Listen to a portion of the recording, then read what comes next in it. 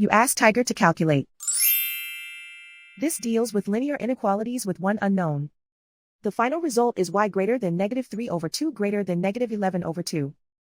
Let's solve it step by step. Group all y terms on the left side of the inequality. Subtract 6y from both sides.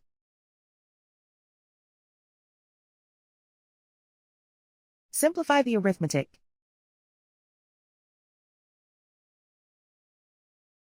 Group like terms.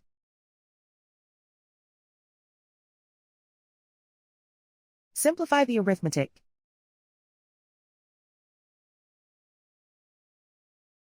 Isolate the y. Divide both sides by -2.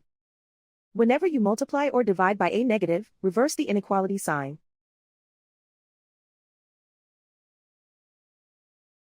Cancel out the negatives.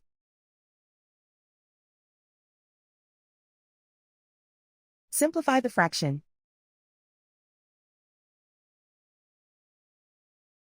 Move the negative sign from the denominator to the numerator.